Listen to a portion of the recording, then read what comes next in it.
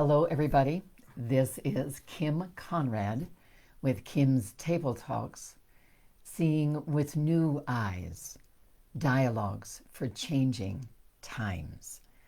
Today, I'm very excited to share with you the writings of two people that are fairly new in my world, inspirations from Chelan Harkin, and I hope I'm pronouncing that right, and another from Robin Easton.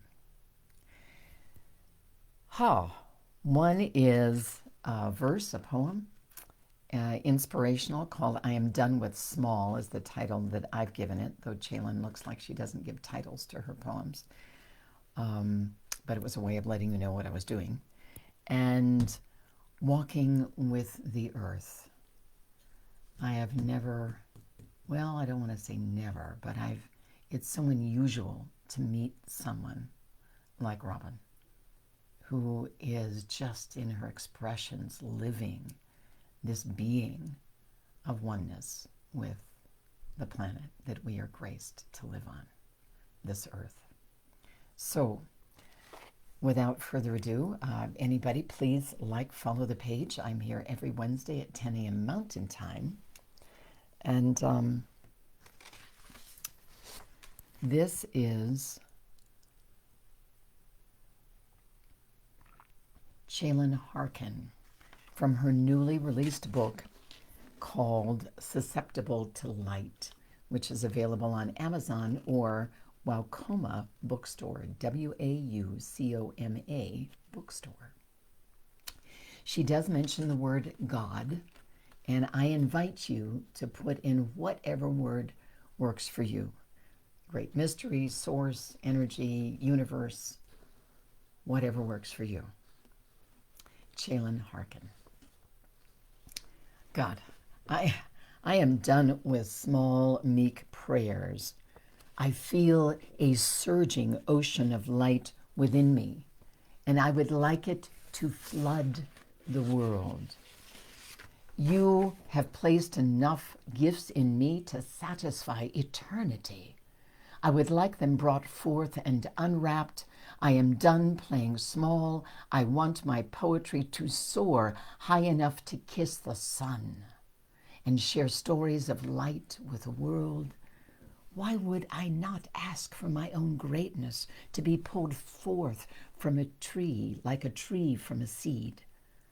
I'm done thinking it unseemly to ask precisely for the vastness of desires you placed in my chest, to show themselves I am a temple holding you. It seems it would bring joy to the both of us to make your mysteries and delights reveal themselves through me. I am ready. I am the boldness of a universe that knows its potential is uncontainable, and I'm ready to expand into unseen wondrous realms of my own self. I am ready to receive your astonishment of all I might unfold to be. I am ready to put myself forward and see how great beauty might rise to meet me. I love that. And she has a beautiful photograph from Jose Frances as the photographer with her poem on her page. It's a beautiful picture. And you can find Chelan Harkin on Facebook here. You can Chelan. It's in the description. And I invite each of us, who are we not to be the greatest expressions of creation that we are designed to be? The universe is calling us, I could even say demanding, that we show up in our fullness, to be comfortable being uncomfortable, to be bold, to be nothing less than the greatest possible expression of life that we are designed to be. Knowing that we are here because we are the leaders we've been waiting for. And we are here to co-create in my world a thriving world for all of life and this planet. And in that regard, this planet, I offer this walk upon the earth some insights and ways of thinking that I had not thought of, and I've thought of a lot. So I invite you to Robin Easton, ROBINEASTON.com, and also her page on Facebook. For me, tremendous grace and power of life and living in her writing. So this is Walking with Earth. One morning, while walking up the mountain, stepping over cactus and patches of snow, I started thinking about how conscious I have to be when walking barefoot, or even in my minimalist 5-finger shoes, which have a 1/8-inch sole on them. This particular mountain requires extra keen awareness because it is covered with prickly pear cactus, cola cactus, and other cactus that have very long, sharp spines. The reasons I go barefoot are many and varied. I love the feeling of my bare feet on the ground. I can hardly stand shoes anymore. Plus, going without shoes causes far less disturbance to soil and rock, less erosion. Although I do wear my minimalist shoes at times, however, they must be very, very loose, and usually ones I can easily slip on and off. As I walked this morning, I thought about the way I avoid stepping on cactus. Yes, they can be painfully lodge in my skin, but I avoid them for another reason. Many clumps of cactus are 100 to 150 years old or more. This desert terrain is much like alpine terrain. Plant life tends to grow very slowly due to little rain and very hot conditions.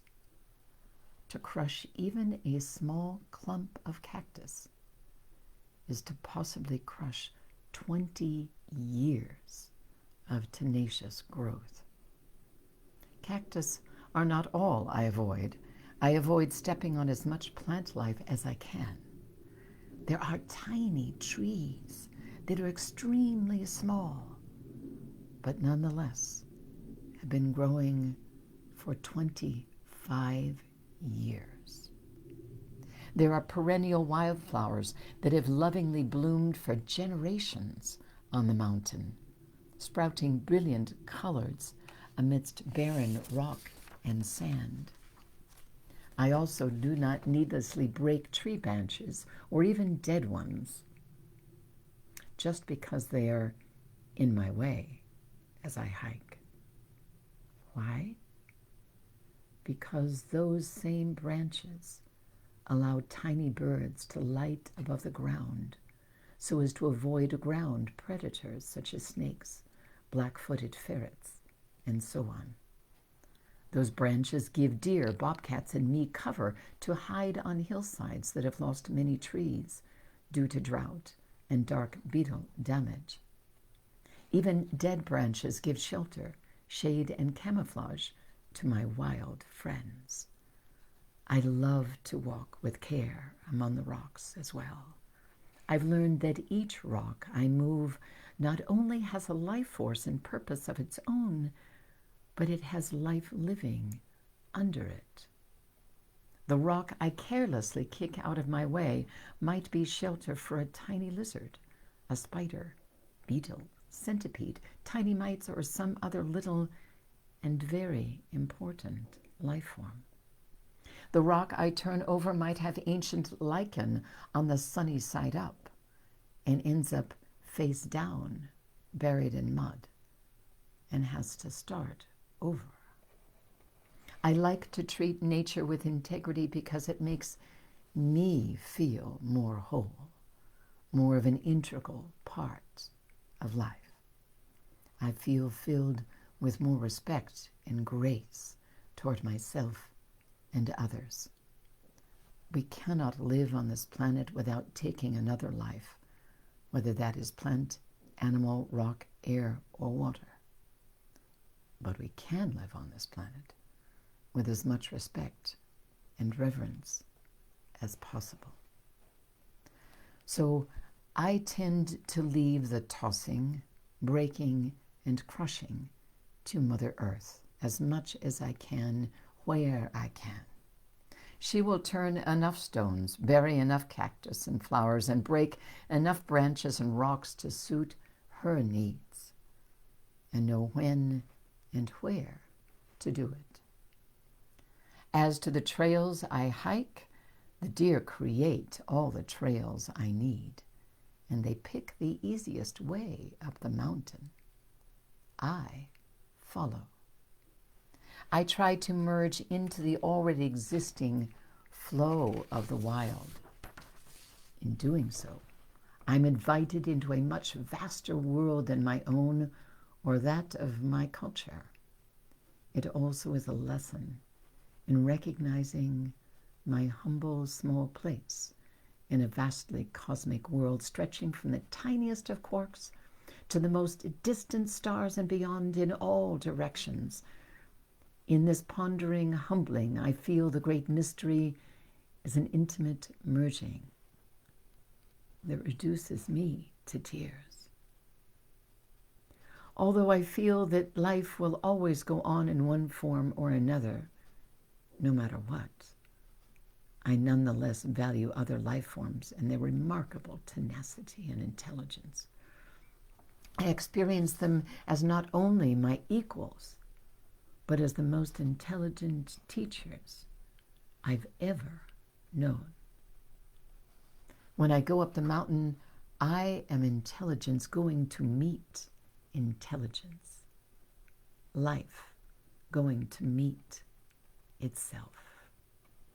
When I come down the mountain and back into my home, I feel I've been bathed in sweet wholeness. I know who I am. I know my place.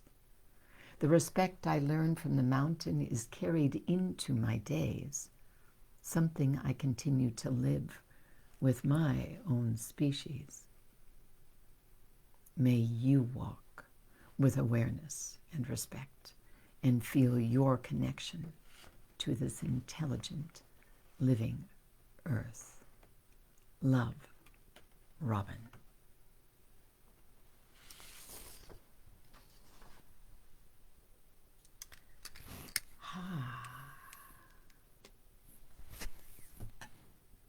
I know after I speak her words, read her words, and experience just being in her presence on Facebook or on her website, and maybe in other ways to come, there's a greater wholeness that I experience and greater in value and respect for all life.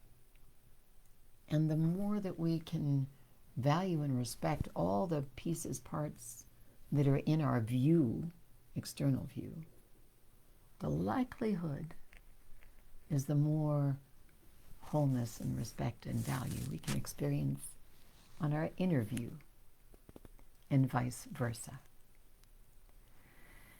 If you've enjoyed this, if you've enjoyed others, please like, please follow, please share the page. The bigger we grow our community, the bigger difference we can make together. Thank you for being here. This is Kim Conrad with Kim's Table Talks, here every Wednesday at 10 a.m. Mountain Time. And if you are feeling stuck in any way, personally or professionally, I am phenomenally intuitive and gifted and trained to help people become unstuck and come into a new level of wholeness and home again. So just message me and we can have a 15-minute, if you will, free talk, chat, exploration to see how we can evolve together. Thank you for being here. I will be back next Wednesday at 10 a.m. Mountain Time. How connected, how big, how amazing, how unleashing in magical, amazing ways can you live your given potentials this week. Bye-bye.